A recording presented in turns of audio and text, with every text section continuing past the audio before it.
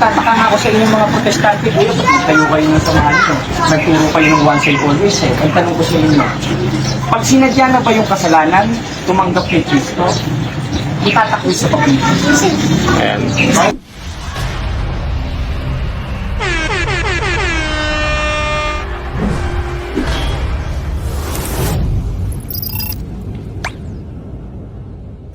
Founded by Jesus Christ. According to 16, 18, mga baptist. Ngayon, wala naman na kayo yung baptist sa Biblia. Ngayon, yung baptist is form of baptism according to the Bible. And the baptist is not the true church according to the Bible. Why? Because the baptist o baptism is a sacramental o sakramento o gawain sa simbahan. Nagtataka nga ako sa inyong mga protestante, kayo ng samahan nyo. Nagturo kayo ng one save always eh. Ang tanong ko sa inyo, pag sinadya na ba yung kasalanan, tumanggap kay Kristo, itatakwil sa pag-ibig. Ayan. Halimbawa, tinanggap mo na si Kristo kasi binabasa ng John 3:16 sa Roma, o tinanggap mo na si Kristo. Ngayon, pag sinadya yung kasalanan, itatakwil pa ba ni Kristo o one save always mo?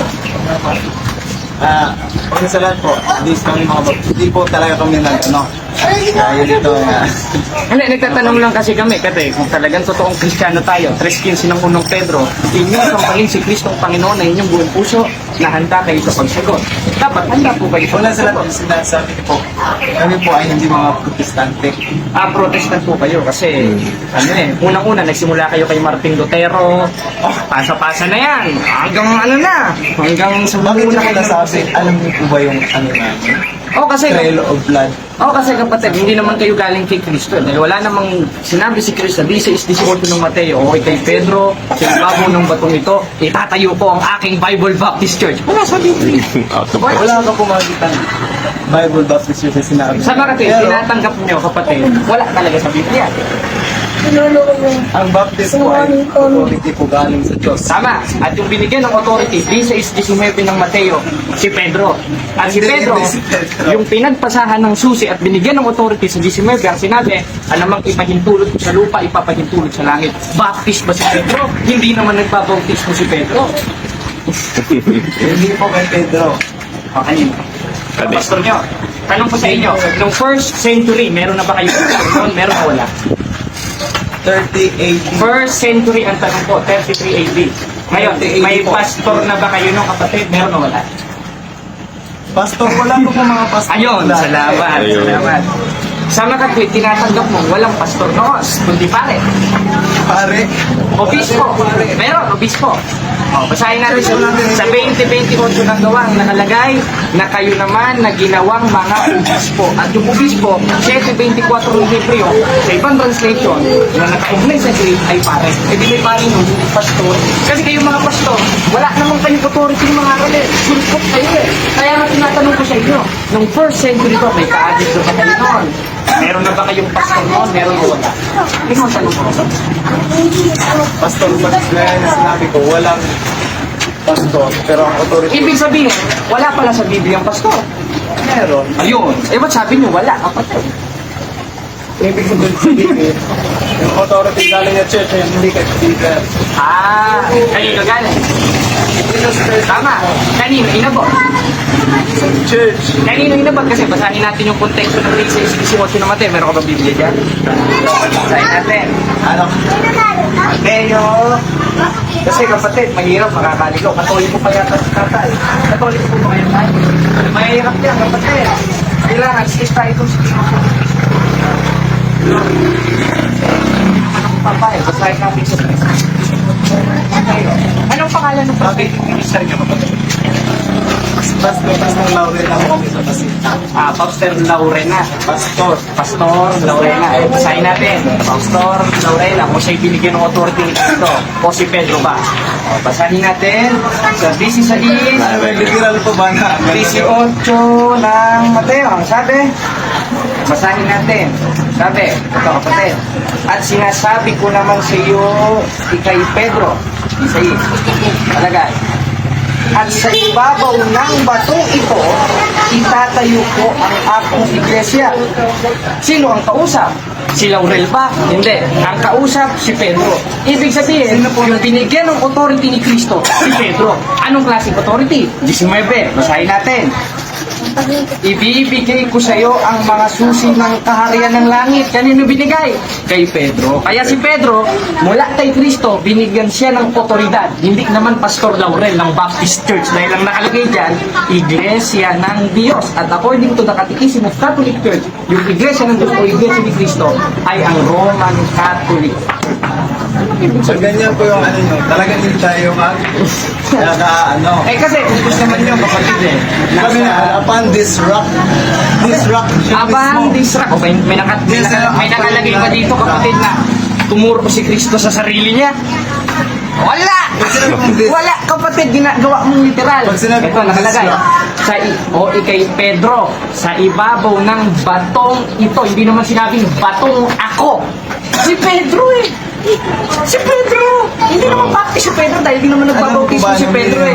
Ngayon, kapatid, ito kapatid, tatanungin kita. Ngayon, kung ang aral nyo ay once saved, always saved, yung tanong ko kanina, ibabalik ko sa inyo. Ano? Kapag tinanggap pa si Kristo, gumawa ng kasalanan, sinadya, ligtas pa rin ba? Sinadya ko na sa lahat ng totoo ligtas ay hindi ka gagawa ng kasalanan. Hindi po tinuturo sa amin. Ibig sabihin, kapatid, kapag tinanggap mo na si Kristo, totoong ligtas na, hindi na pwede magkasala. Pwede siya Ayun. magkasala. Ngayon, kung nagkasala at nakagawa pa ng kasalanan, ligtas pa rin ba at nandun pa rin ba si Kristo? Oh, ayun. Ngayon, kung mabasa ko sa Biblia na may karapatang umalis sa iyo si Kristo pag gumawa ng kalokohan, tatagapin nyo, kapatid, mali ang ipinangangaral nyo, nililigaw nyo si tatay na Katoliko rin, na kapatid ko. Oh. Ay, hindi kapatid, tinatanggap ko ba o hindi? Kaya una sa lahat. Hindi kapatid, ang tanong ko sa inyo, tinatanggap nyo oo o hindi? Kasi kapag yung sagot nyo kontra sa oo o hindi, ang sabi ni Kristo, 5.37 ng Mateo, sama-sama kayo. Alam ko pa ganito. Hindi. Mga verses po na Hindi binabasa mo kapatid, ay talagang basta ano muna, tinatanggap mo ba kapatid, kung mabasa ko ba sa Biblia, na kapag gumawa ka ng sasagutin kalokohan, yan. Kasi alam ko na po Oh. yung mga pinabasa. Sige, ngayon, kung hindi mo tatanggapin, kapatid, sa makatwid, tinatakwid mo si Kristo. Bakit? 12:48 ng 1, ang nagtatakwid sa akin, nagtatakwid sa akong salita. Tinatakwid mo yung salita ni Kristo sa makatwid, itinatakwid mo si Kristo. Mga Katoliko ba kayo, mga kapatid? Opo. Mga Katoliko pa rin. Niloloko nyo kapatid eh. Niloloko nyo eh. Sabihin niyo po kung anong gusto na sabihin. Pero Pati si tatay, Katoliko rin, kapatid. Niloloko nyo pa rin. alam niyo po ba yung purpose ko pa? Alam ko, babasahin niya 28:20 ng Mateo, John 3:16 na sa Roma. Out of context naman kayo nun, hindi naman sa inyo sinulat yun eh. Pag ganito po na. Kaya nga ang tanong ko sa iyo kapatid eh, kung mabasa ko ba na may karapatan si Kristong iwan ka pag tinanggap mo siya, tatanggapin niyo mali ang ipinangangaral niyo, niloloko niyo yung mga kapatid yung Katoliko. Ano kapatid? Basahin na natin. Mababasa na tayo ha. Basahin natin sa 2 Corinthians, written by the Apostle Paul, 14:27 Corinthians. Basahin natin. Basahin natin sa, nasaan ba Corinto dito? Corinto. Palipsis na to. Corinto. Yan. Unang Corinto. Yan ha. Basahin natin, kuya. Dito na lang sa ano, hindi natin mahanap. Ano bro? Yan. Basahin natin. Pagkabasa ko kapatid, pagbulay-bulayan nyo. Kasi yung aral nyo, niloloko nyo yung mga kapatid naming Katoliko. Pagbasahin natin sa 2 Corinto 13:5. Sabi, siyasatin ninyong inyong sarili kung kayo na nga sa pananampalataya. Sulat ni Pablo.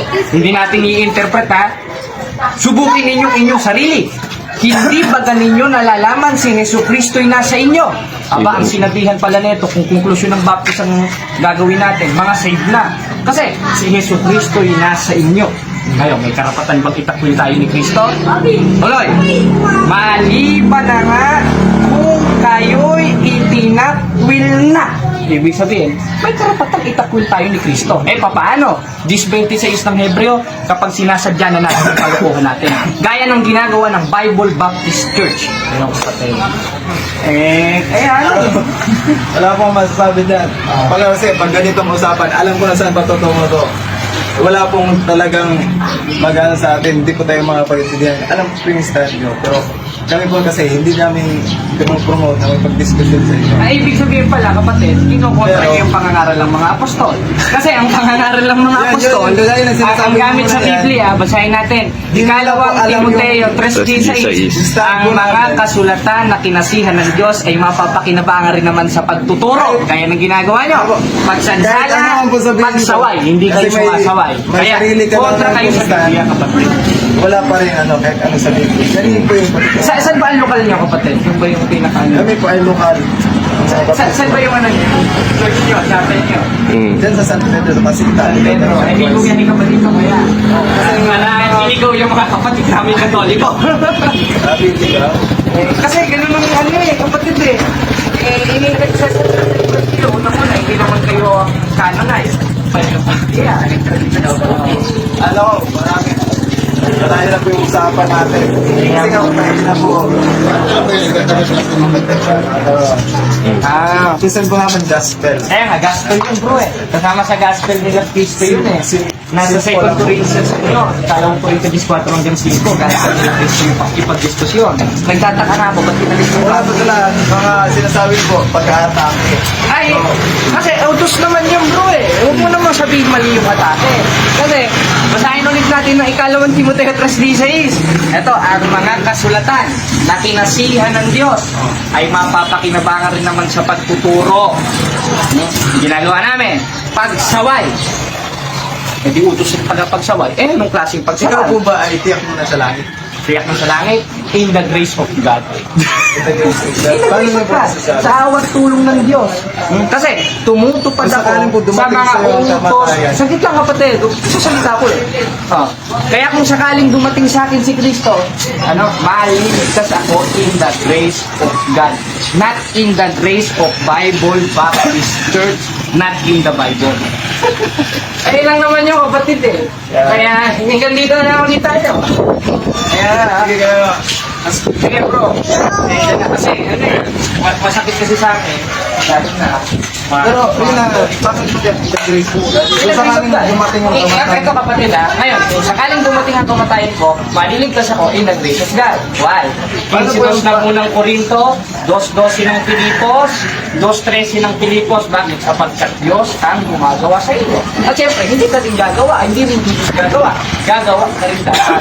2:13 hanggang 2:12 ng Pilipos. Hindi kaya ng ginagawa ng mga Baptist Church, tinanggap ko na si Kristo, saved na ako. Ibig sabihin pala, matalino kayo kay Apostol Juan. Mm. Bro, kasi si Apostol Juan sa 3:2 ng unang Juan, may anak tayo ng Diyos, hindi pa nahayag kung ano magiging tayo. Samantala kayo, alam nyo na. Ibig sabihin pala, matulog pa kayo sa mga apostol ni Kristo, kapatid. Hindi na. Hindi, yung ganun ibig sabihin. Hindi, kapatid. Alam mo ba, kahit sila mga apostol, tiyak mo yun nasa langit. O sige, Diba? sabi mo, tiyak babasahin ko yung 3:2 ng unang Juan. Ang sabi dun sa ulat, kasi lahat ng isinulat ni Apostol Juan, interpreted na yun, hindi ako mag-i-interpret 1:3 ng unang Juan, dahil yung naming nakita at narinig, yun ang binabalita nila. At isa dun sa ibinabalita nila, 3:2 ng unang Juan, na yung mga anak tayo ng Diyos, hindi pa nakahayag kung ano magiging tayo. Kaya nga ang tanong ko kapatid kung ang mga apostol, aral nila katulad na sa inyo, ba't ang sabi ni Apostol Juan, aba, ngayon anak tayo ng Diyos, hindi pa nahahayag kung ano magiging tayo. Samantalang kayo, hayag na hayag kayo, pinangangaral niyo pa. Anong stand pa doon kapatid? Sino mas matalino sa inyo ni Apostol Juan? Ikaw na nagsasabi noon. O si Apostol Juan, Hindi ko yung sinasabi ko lang. Hindi kapatid, tinatanong kita, sumagot kayo sa tanong ko kapatid. Ang tanong ko lang sa inyo, sinong mas matalino sa inyo ni Apostol Juan? Kasi si Apostol Juan, 3:2 ng unang Juan, ngayon mga anak tayo ng Diyos, hindi pa nahahayag kung ano magiging tayo. Kakontra naman yun, dun sa sinasabi mo, na alam nyo na mangyayari sa inyo. Automatically lang. Nagkukontra mo ng salita. Kaya, ang tanong, sumagot ka muna, sinong mas matalino sa inyo ni Apostol Juan? Ikaw, o kayo, o si Apostol Juan, sa 3:2 ng unang Juan, sagot ka ba tayo? Categorical. Categorical. Parang nakalilito. Wala na po. Hindi, sakit lang kapatid. Sumagot ka sa tanong ko. Sabi, ito, tatanong ko muna sa'yo. Tinatanggap mo ba kapag namatay ka, alam mo na mangyayari sa'yo? Mas ka na. O, kayo, alam mo na ano. Ibig sabihin, alam mo na mangyayari sa'yo sa inarap. Kung sakaling mamatay ka, alam mo na, doon ka sa langit, direkto. Save ka na. Tama ba yun o hindi? O, tama. Ngayon, ang sabi ni Apostol Juan, 3:2 ng unang Juan, ngayon mga anak tayo ng Diyos, hindi pa nahahayag kung ano magiging tayo.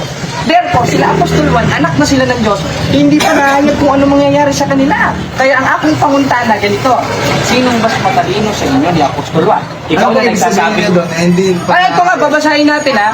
Ito ha, doon lang tayo sa mismong bersikulo. Stick tayo doon. Dahil utos naman yun, nunutris ng Apokalipsis. Sabi, ngayon mga anak tayo ng Diyos, hindi pa nahahayag kung ano magiging tayo. Ang tanong ko sa inyo kapatid, sinong mas matalino sa inyo ni Apostol Juan? Ikaw o si Apostol Juan? Sagutin mo akong panguntana kapatid. Sa anong bang verse yan? O, 3:2 ang unang Juan. Babasahin ko ulit. Ngayon, mga minamahal, ngayon mga anak tayo ng Diyos, at hindi pa nahahayag kung ano magiging tayo. Ang tanong ko sa iyo kapatid, sinong mas matalino sa inyo ni Apostol Juan? Ikaw na nagsasabing alam mo na? O yung mumunting mga anak nila Apostol Juan at si Apostol Juan na nagsasabi na ngayon mga anak tayo ng Diyos at hindi pa nahayag kung ano magiging tayo? Sinong mas matalino sa inyo? Yung first century Christian? Kasama ang mga apostol? O kayo? Ayan. Hindi po about sa salvation niya. Hindi kapatid eh. Sinasabi niya. Ito, babasahin ulit natin ha. Babasahin ulit natin. Baka hindi niya naintindihan, Pastor. Ngayon, mga minamahal, ngayon mga anak tayo ng Diyos, at hindi pa nakahayag kung anong magiging tayo. Kaya ang tanong ko, sino Bakit mas niya pa sinabing hindi pa matalino? mahayag? Saglit lang kapatid. Kaya nga niya sinabing hindi pa mahayag kung ano magiging tayo. Ibig sabihin, hindi pa nila alam kung ano magiging sila. Future progressive yun. Huwag niyong gawing past tense. Oh, babasahin ko ulit, kapatid. Nabubuhay pa sila. Babasahin ko ulit. Wala pa sila. Mga mina. O kaya nga, nabubuhay pa sila. Kaya hindi nila alam mangyayari sa kanila. Samantalang ikaw, buhay ka na rin. Alam mo na mangyayari sa'yo. Kaya nang tinanggap mo kanino. Pag namatay ka, diretso ka na sa langit. Kaya ang tanong ko kapatid, sinong mas matalino sa inyo ni Apostol Juan? Kinakain nyo na yung sinasabi nyo eh. Si Apostol Juan sa 3:2 ng unang Juan o ikaw? Ayan. Hindi, sumagot ko muna kapatid. Dalawa lang ako mapipilian nyo. Basahin natin o. Basahin natin. In 3, 2 o first John. Basahin ko ha. First John. O, 3:2. Ang nakalagay, mga minamahal, ngayon mga anak tayo ng Diyos, hindi pa nakahayag kung ano magiging tayo. Kaya nga, ang tanong ko sa iyo, sinong mas matalino sa inyo ni Apostol Juan? Kinakain mo. Yung context na ito, hindi po sa kaligtasan. Hindi po. May tanong ko sa iyo, lahat ba ng isinusulat ng mga apostol ukol sa kaligtasan na ipinasusulat ni Kristo? Yes or no? Hindi. Ngayon, yung nakasulat ba sa Biblia, kapatid, itatid lang. Yung nakasulat ba sa Biblia na ang Ebanghelyo ni Kristo ukol ba sa kaligtasan niya? Yes or no? Yung isinusulat, yung inutos ni Kristo, lahat ba ng pinasabi ni Kristo na isinusulat ng mga apostol, kasama pa sa kaligtasan niya? Yes, sir. O ngayon, kasama sa kaligtasan. Ngayon, yung book of John na ipinasulat ng Diyos kay Kristo, kasama ba sa kaligtasan niya? Kasama siya. Ayun, salamat. Ayun. Ngayong kasama sa kaligtasan, sabi ni Apostolo Pablo ng 3:2 ng unang Juan, ngayong mga anak tayo ng Diyos, hindi pa nahayag kung ano magiging tayo. Tinatanggol ko ba, gaya ng sinabi mo, ang book of John na binasa ko ay kasama sa kaligtasan? Yes or no? About po yung the second coming. Oo, pambihira naman kapatid. Sabi niyo kanina, kapatid, ang sabi niyo kanina, kasama sa kaligtasan. Ngayon naman, binasa niyo naman, ayon sa second coming of Jesus Christ. Ano ba talaga, kapatid? Kasi, ang tanong ko ulit sa inyo, yung ipinasulat ba o yung lahat ng ulat ng mga apostoles, mga propeta sa Biblia, kasama ba sa kaligtasan nyo? Kasama. Ayun, Yun. ayun kasama sa kaligtasan. 1:3 ng unang Juan, sabi ng mga apostol, yung aming nakita at narinig, yun ang ibinapalita namin. Ang tanong ko sa iyo, yung mga ibinapalita ba ng mga apostol na magagandang balita, kasama ba sa kaligtasan nyo? Ayun, ayun kasama sa kaligtasan. Yung book of First John, kasama ba sa kaligtasan? Kasama sa kaligtasan. Ayun. Ngayon kasama sa kaligtasan. Pinakain nyo na yung sinabi nyo na hindi kasama sa kaligtasan yung 3:2 ng unang Juan. Yes, sir. Yes, Kasama ano? yun sa kaligtasan. Ayun, kasama Pero, sa kaligtasan. Eh di tapos na tayo kapatid. Umamin ka na mismo. Hanggang dito na lang ulit. Sige ha. Hanggang dito na lang ulit tayo kapatid. Sige. Sige.